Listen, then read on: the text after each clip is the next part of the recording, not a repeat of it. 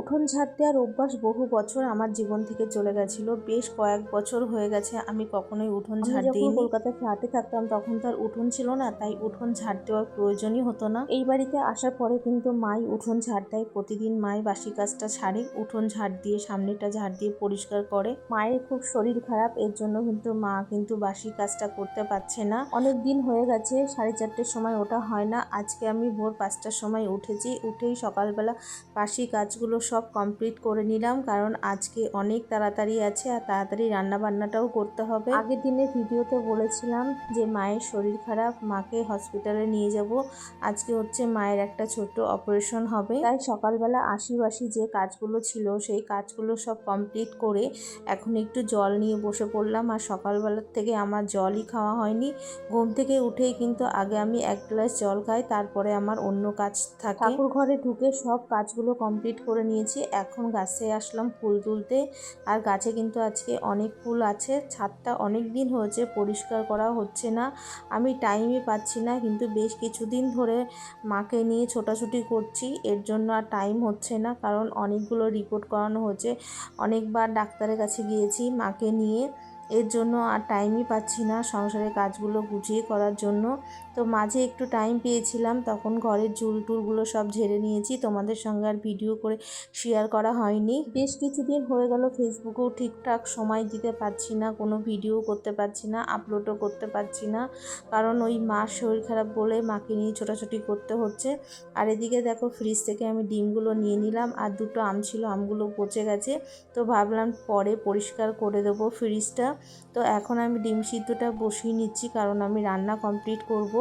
এখন 6টা বাজে, আমি রান্না বসিয়ে দিলাম। 1 ঘন্টার মধ্যে কিন্তু আমার বাসি কাজ হয়ে গেছে। আর এখানে বাসি মাছ ছিল, মানে আগের দিনের, সেই মাছ কটা দিয়ে একটু কাঁকরোল দিয়ে চচ্চড়ি করে নেব আর ডিমের ঝোল করব। এই 2 পদ রান্না করে নিয়ে আমাকে বেরোতে হবে। 8টার মধ্যে হচ্ছে মাকে ভর্তি করতে হবে, তাই যত তাড়াতাড়ি সম্ভব রান্নাবান্না কমপ্লিট করে নিচ্ছি। কিস কিন্তু যেতে পারবে না, কারণ কিসের চেম্বার আছে, আমাকেই যেতে হবে মাকে নিয়ে। আর এতদিন ধরে আমিই যাচ্ছি মাকে নিয়ে হসপিটালে বা ডাক্তার দেখানোর জন্য। আর হঠাৎ করে দেখো রান্না করতে করতে ঝড় চালু হয়ে গেছে। সকাল 6টা বাজে আর এখন প্রচুর পরিমাণে ঝড় উঠে গেছে। হঠাৎ করে আমাদের এখানে আচমকাই ঝড় বৃষ্টি চালু হয়ে যাচ্ছে।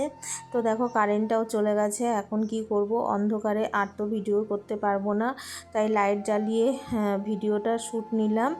আর এখন আমি ডিমের ঝোলটা বসিয়ে দিলাম। আর এদিকে বাইরে মুষলধারা বৃষ্টি চালু হয়ে গেছে, দেখো কি পরিমাণে বৃষ্টি হচ্ছে। এদিকে জিতও আসতে পারছে না, জিতকে ফোন করা হয়েছিল, জিত যদি না আসে তাহলে আমাদের লেট হয়ে যাবে।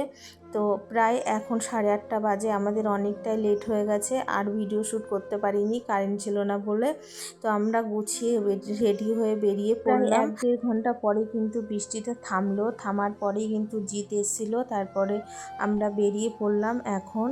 আর কিস কিন্তু যাবে মাকে আনার জন্য। ছোট্ট একটা অপারেশন হবে, বেশি টাইম লাগবে না, এর জন্যই কিস আর গেল না, আমি নিজেই গেলাম। সব কাগজপত্র রেডি করে নিয়ে চলে গেলাম বনগাঁতে। বনগাঁ নার্সিংহোমেই কিন্তু মায়ের অপারেশনটা হবে। যাই বলো না কেন, বৃষ্টিটা হয়ে কিন্তু বাইরের ওয়েদারটা খুব সুন্দর হয়ে গেছে, গরমটা নেই। আমি এটাই ভয় পাচ্ছিলাম যে এত গরমের মধ্যে অপারেশন করলে খুব কষ্ট হবে, কিন্তু দেখো ভগবানের আশীর্বাদ আছে, এই জন্য বৃষ্টিটা হয়ে আজকে পুরো ঠান্ডা হয়ে গেল। এর অপারেশন করলেও কিন্তু আর কোনো কষ্ট হবে না।